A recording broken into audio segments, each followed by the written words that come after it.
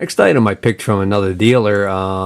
He had quite a few interesting things, and prices were a little high, but then I spotted this little gauge right here, and he took $5 for this, and I thought that was a really good deal for this genuine South Bend branded gauge. And I think I looked this up online, and these bring about $20 on eBay. And they actually make a reproduction of this, and this is not a repro. This is an original one. So, anyways, it's got the 15-degree angle, clearance angle right here on this corner, and it's got the 10-degree angle on this corner. But the fact that it's marked South Bend just means to me that, you know, there's going to be some South Bend lathe connoisseur out there who probably give me $20 for this little sucker.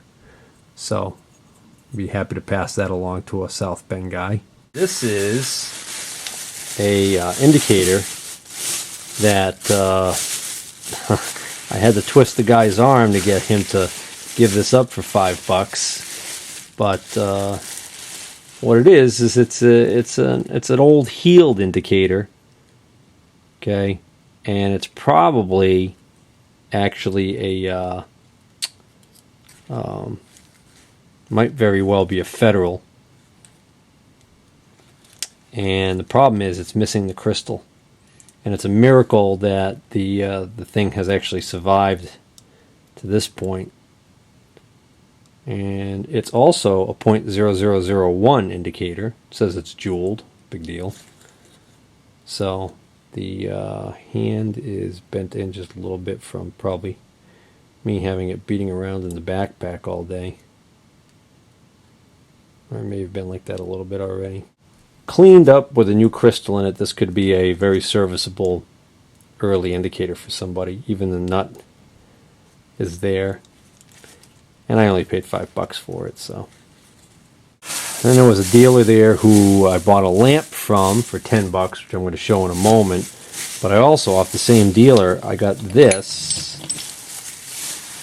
just thing of gears for $8. And the reason why I figured that's a steal at $8 is because I think, well, first of all, I'm almost positive these are change gears for a lathe, okay? And I actually think they might even be for Atlas or Craftsman or Dunlop, because they've got the way that they're keyed here. But this might be a complete change gear set for somebody's small little lathe. And if you've ever had to go on eBay and be at the mercy of somebody selling these and see what they get per gear, you'll know that $8 is a really good deal for this. He had just all kinds of gears there that a lot of steampunk type artists and that probably buy from him to make kind of like interesting things out of. But I was like so glad that I rescued these. Not only that, but if anybody wanted to try and solder these or weld these, they would quickly find out they're probably Zamac material. In fact, if you need further verification, these are change gears. Look at that right there, 54. I can guarantee you that means that's a 54 tooth, 3251 number on there. So I could probably look that up and figure that out easy enough. But those will be an easy sale probably on eBay. I found this vendor who had a bunch of rusty old cabinets and all kinds of junk. Clearly had cleaned out a machine shop, and amongst the stuff that was there, I saw this wooden box and opened it up. And to my surprise, there's a grinding vise in here. And this looks to be easily a 3 or 4 inch. 3 inch. So this is a 3-inch grinding vise, okay? That's supposed to happen, by the way, in case you think there's something wrong. But I checked it out. No oopsies. No damage. Okay? The pin is present. Alright, so there's nothing wrong with this thing. Alright, so it's an Enco. Right on the side here. Chicago, Illinois. Got a phone number on there. Had the model number, but the paper kind of fell off there, so I can't quite see what it is. But it's an early Enco grinding vise in really good shape. I just sold one of my other grinding vices earlier this evening. So I'm kind of glad that I already had this one ready to go. So I'll probably keep this one.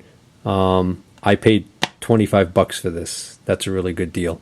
The same guy had an old Snap-on toolbox. I mean, a really old one.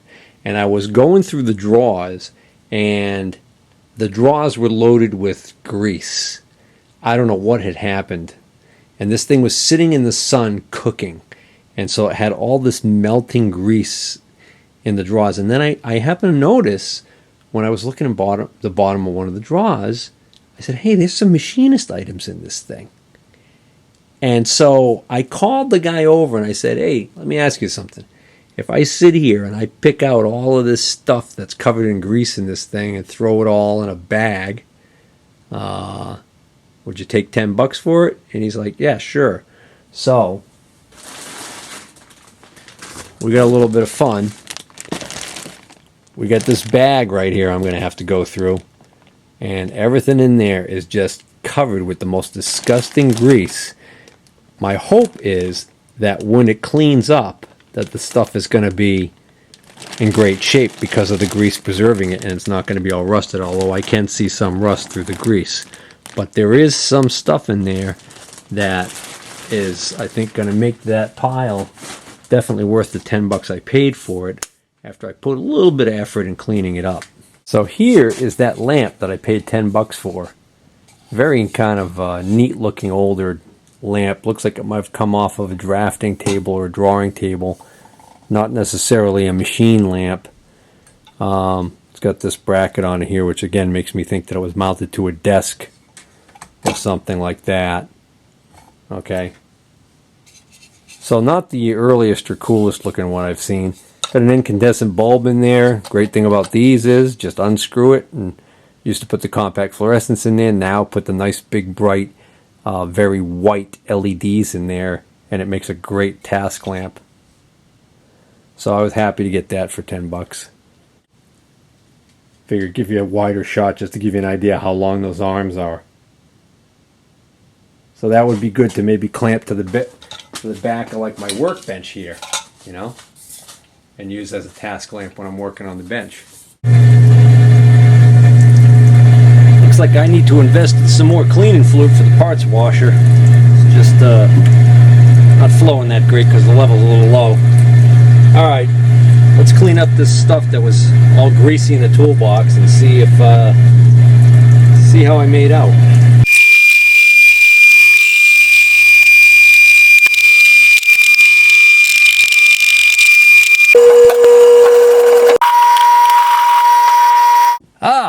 Alright. Happy colonoscopy day, everybody. Well, actually, it's the day before colonoscopy day. No, it's not a holiday. I'm going for my first colonoscopy tomorrow. TMI, huh? Well, I just thought I'd talk about it a little bit because I think I haven't had the procedure yet, but I think the preparation is worse than the actual procedure. Just the whole idea of an entire day before the procedure of a complete liquid diet. One of my greatest joys in life is eating food. Sometimes to excess. I've been getting better about that though. But I mean, the whole day with nothing. I'm on my second cup of black coffee this morning. I don't know exactly why I can't have milk or cream in it, but that's what it said on the paperwork they gave me. So, anywho, let's take a look at these items I got out of the cleaner. And they still need a little bit more work, but I just wanted to get a quick look and just kind of see if we can't identify some of this stuff. Let's begin with all these calipers. I'm going to check and see if there's anything special here that I don't already have. And those will get a little bit extra attention and cleanup. And then anything in here that I do already have, I'll probably just send down the road, and I might not even bother doing much more cleanup on them. So the first ones that come to my attention are these. I got a fondness for these cute little dainty ones. And these both look like they're going to be Starrett. Yeah, these are definitely Starrett. As are these. Oh, now these are cool. If I were a collector, I mean, I kind of am, but if I was a serious collector, I might want these. These are good old Pratt from Greenfield, Massachusetts. So these have got to be pretty early ones, inside calipers.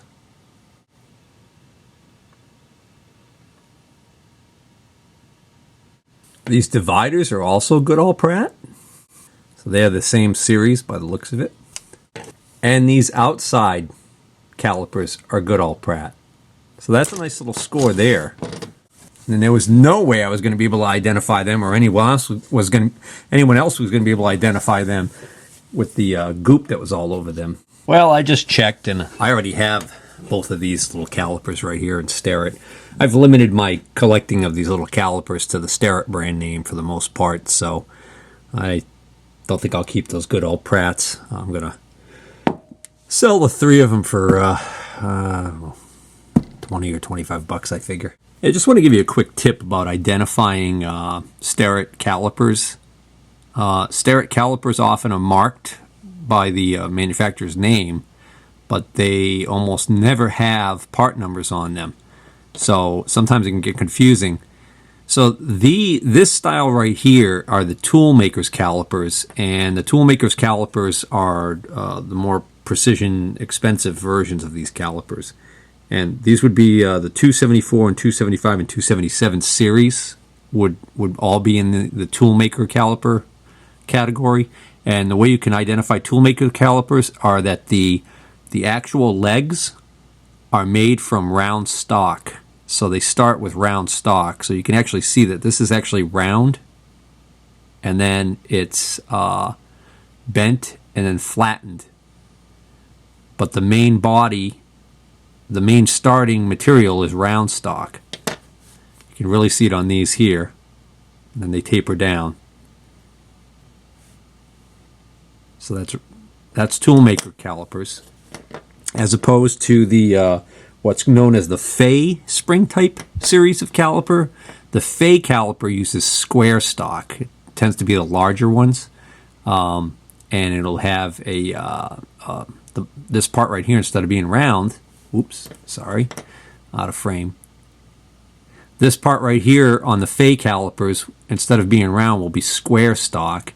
And then the last in this basic type of caliper, I'm not getting into all the other specialty calipers like hermaphrodite and things like that, but the last type, what they call the Yankee series, oh, by the way, the Fay spring type caliper and dividers are the 74, 75, and 77 series. So they just they drop the 2 off of the front of it.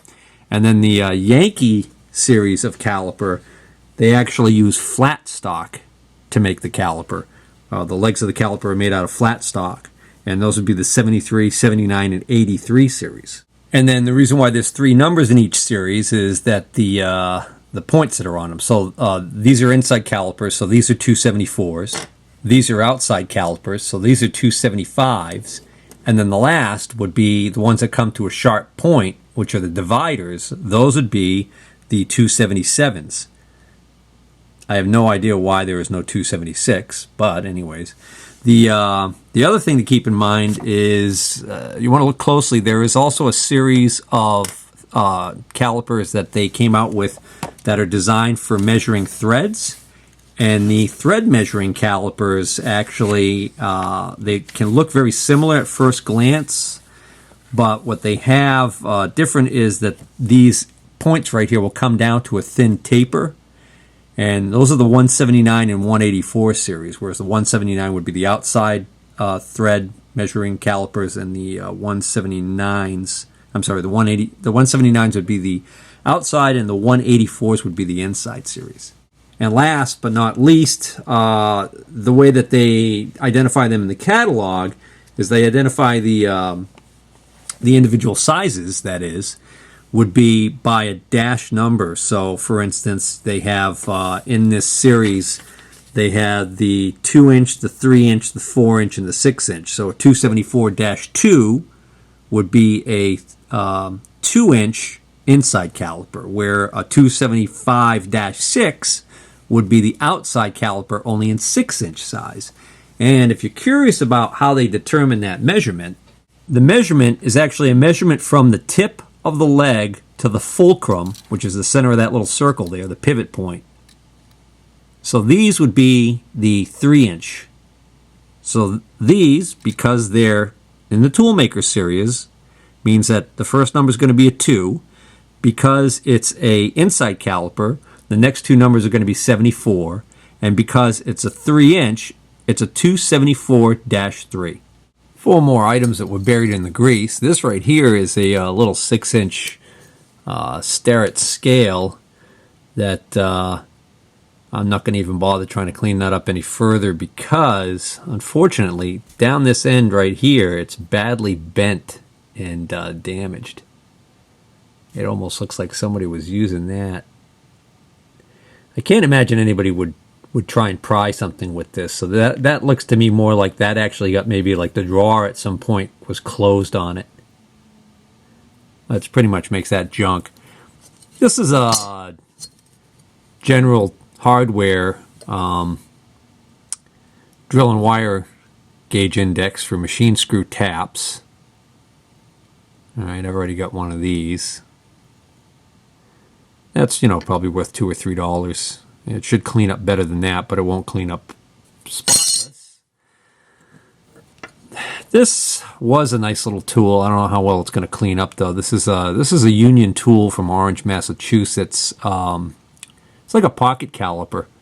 It's a 6-inch, so it's a little longer than like the pocket chum style ones that you tend to see. And this is a Williams spanner wrench. Okay, so this would be used almost like the type of wrench you would use on a collet closer on a very small lathe or something like that. But basically, it's a spanner. It's 3/4 to 2-inch adjustable. I don't know if I've got this size already. If I don't, I'll keep it.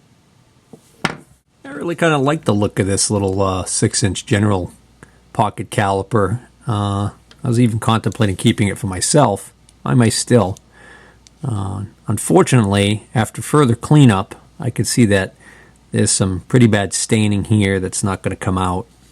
But it's still, a good usable little neat caliper. But then, after cleaning all the grease out so that this would move freely, I noticed that this is way too loose.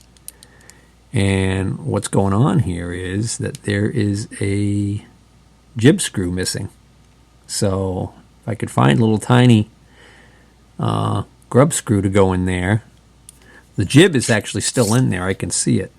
There's actually a tiny sliver of metal in there. Anywho, really not worth much, probably.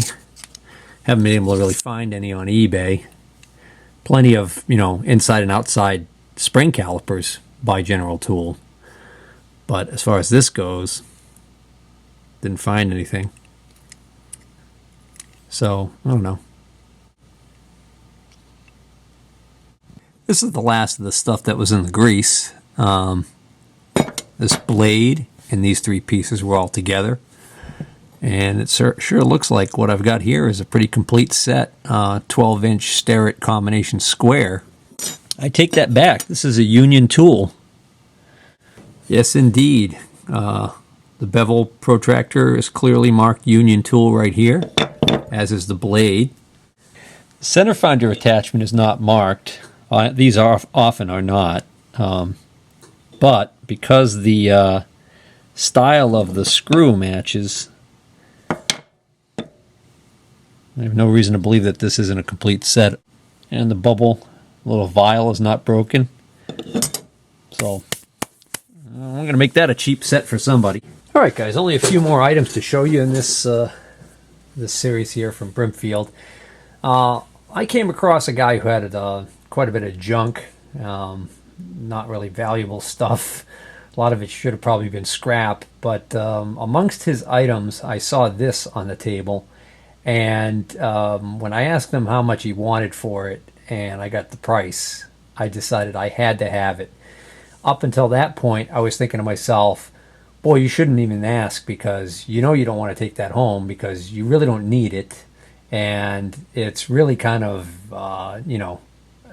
not anything that you're into as far as the level of precision. Well, let me just cut to the chase and show you. So this thing is a Federal, now Federal Mogul, but back then when this was made, it was Federal of Rhode Island. And this is a comparator stand. This is for inspection work and checking tolerance on very small parts. So the interesting thing about this is there's probably not a lot of these that were made. I ran into this problem before where I found a clear model number on a Federal item, and in reality, when you run that model number, you can find almost nothing on the internet about this thing. You can't find this in any old Federal catalogs or anything. I wouldn't be surprised if the same thing is true of this piece. This piece, those of you who are wondering, says that it's a 110B-3-R2. But it's funny, it doesn't say model number, it says identify as model. That almost seems to me as if like somebody actually reached out to Federal back in the day and said, we need you to make something for us to do this type of inspection work. And Federal said, well, we don't have anything like that currently in production, but we'll make you whatever you want. Just pay us enough money. I can imagine this thing was quite expensive when it was new. This thing is marked, heavily engraved on the side here, or gouged into the paint, is the number 89, which makes me think that there were more than one of these maybe at the place that these came out of. So essentially, it's like an indicator stand on steroids. It's got this locking knob on the side here. Okay. So if I unlock it and I hold this won't fall down again like it just did, because that's not a good idea to bang the crap out of it, right?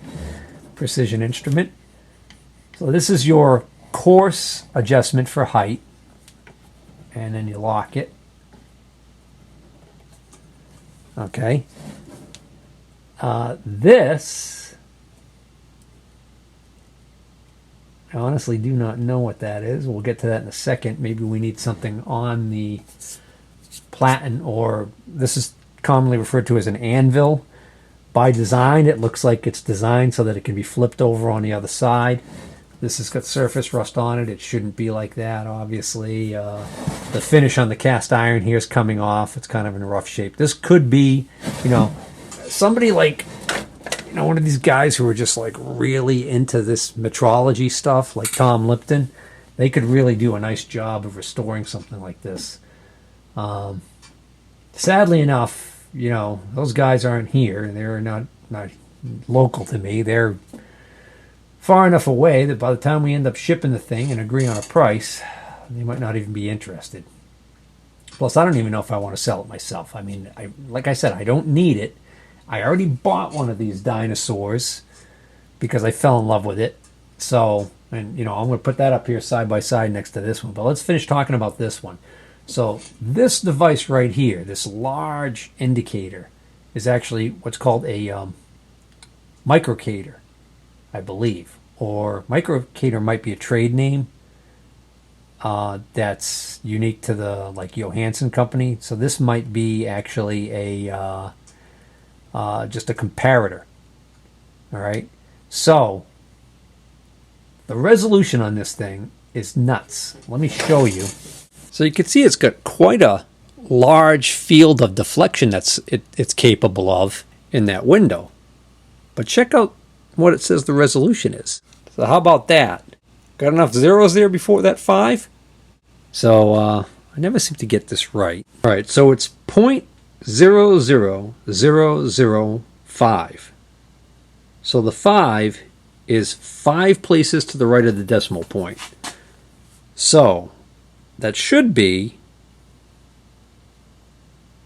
tenths, hundredths, thousandths, 10 thousandths, hundred thousandths. So that 5 is in the hundred thousandths position. So that should mean that each one of these little divisions on here is half of 100,000. So let's see, if I had to venture a guess on this knob, I would say that this might be almost like a knob to zero it. So I'm going to unlock this again. I'm going to bring this down with the coarse adjustment till it starts to deflect. Whoa. Talk about sensitive. I'm going to lock it. Come on. It's still sensitive. What's happening is when I'm locking this knob, it's actually deflecting this in this motion here on the rack, which is changing things. So yeah, there we go. So that's what this is. This is a fine adjustment. Now I can zero it. So it actually appears to be in general working order. How accurate it is, I mean, come on, look at the rust on this thing. So, I mean, it would need some work to make it a usable item again. But I didn't tell you what I ended up paying for it. So it's a heavy cast iron thing, and the guy was probably sick of toting it around. He probably had it at more than one show, and because it's all rusted and everything, he says, $20. So I was like, all right, sold. I probably could have even offered him 15, but I mean, I was like, that thing's gonna be worth. If I'm not mistaken, I believe I can remove this comparator, this indicator part right here, and just sell that, which this would be easily shippable. I could probably sell that on eBay for a few bucks and make my money, more than make my money back. But I think that would be such a shame to trash the whole thing, scrap the rest of it, just you know, to make a little bit of money on it. I almost kind of would feel guilty about that. So I don't know. That would be, you know, that'd be kind of a neat project to do a restoration on this. I could certainly make it look prettier, but as far as actually guaranteeing that it operated correctly and everything, that's definitely above my skill set. All right, so there they are side by side, my two Federal dinosaurs. Can you imagine how much money that represents when those were new back in the day? This is, some of you have not seen this before. It's appeared in much earlier videos. This is my Federal bench micrometer, is I believe what I identified this as, and this ends up basically being a more standard indicator in a very special body, and it has this micrometer, this large micrometer adjustment knob on the top here, and it's got basically the same type of anvil. So anyways, there we go. That's those, and I got one more item to show you before we call this a wrap. Oh, I'm sorry, two more items. One's kind of just a real quickie. I have so many Morse tapered drill bits that when I first saw this, I wasn't even going to entertain, but we kind of went back and forth talking about price, and he finally acquiesced and let me get this box for $10. So I couldn't pass. You know, there's some good sized big honking drills in here. This one's been resharpened clearly. So I can't quite make out the size on this one, but it's pretty damn big. But that's a Clee Forge drill bit right there. So that's a good brand name. This is a 1 in 7/32 National Detroit, another good U.S. made. And then some, you know, some relatively speaking, smaller ones. There's some surface rust on these. These were clearly out in the rain at that show. But I mean, what do I got? 2, 4, 6, 8, 10. I got 11 Morse taper drill bits for $10. And the final item I bought, I saw at the same guy who had that Federal stand for $20. He had this, but he figured this was worth a lot more money, so he was holding out for more money at the beginning of the day. Of course, that's an antique and collectibles flea market, so it's not the best venue for selling this kind of stuff. So we basically talked about it, and I said, I tell you what, if it's still here when I'm leaving for the end of the day, when my day was done, since I had to walk right by that area anyways, I said, I'll come by and I'll give you an offer on it. He says, okay, if it's still here, we could talk. It was still there. I went back. I said, look, I said, I can't find the maker's name on it. I think it's an import, but I think I could still use it. If you want, I'll give you $50 for it. He said, okay. So it's been sitting here in the back seat of the Dodge Dakota for a while now because it's so damn heavy. I decided that I wasn't going to take this damn thing out of here. I was going to leave it in here because I knew I was going to not be shipping it, so I knew I'd be selling it as a local sale. Oh, why am I selling it? Well, because I've got my Troik rotary table. I don't need this one. This is, this is just going to be a spare. Somebody pushed a bushing, like a ring bushing into here. I don't know why they did that. They obviously had a reason for it. I'm sure that could be removed. The original hole down in here doesn't look so great, so maybe that's why they did it. I'm not going to worry about it. This actually has like almost no free play in the worm drive. It's actually in better shape than my Troik or any of my other tables that I've owned up until now. I've sold off all of my rotary tables once I got the Troik, and this one I acquired, of course, after the Troik, so this one I did acquire for resale. I already have a verbal commitment with somebody I believe who is going to take it off my hands, and they actually live pretty close by, so I'm going to probably just end up leaving it right there in the truck and bringing it to them. But again, I have no idea who makes it. It's got a very import look to it on the bottom. It's got this coloring, this red paint that I see on the bottom of a lot of castings that are for import stuff. But I can't find any names or model numbers or anything anywhere on the thing. But it's a nice table. Oh, I'm sorry I don't know the size offhand, but it's got to be...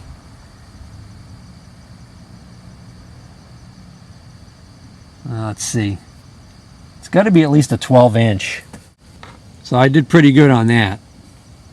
All because they didn't want to carry it around and load it anymore. And they figured the day was moving on and they hadn't gotten apparently any serious offers on it. So I hope you guys who enjoy seeing tools and stuff like that really enjoyed this video. And if you did, please hit the like button. And if you're not already a subscriber, please consider subscribing because I plan on having a lot more of these videos coming. I've got quite a few items I've picked up in recent weeks that we've got to go through, and once we get all that video edited and up online, there'll be plenty to watch. And we're going to try and pepper in some other videos there. As I'm standing here talking, I'm looking at the Tower of Power, which is on the verge of seeing the water, hopefully, for a very short test run before I have to pull it out and literally winterize it. And let's see, we got a little tractor project we're working on that I don't think I've edited any of the video for yet, so that's kind of got to get that going. And of course the IH350 International utility tractor. Oh, it'd be nice to get that going. All right, take care.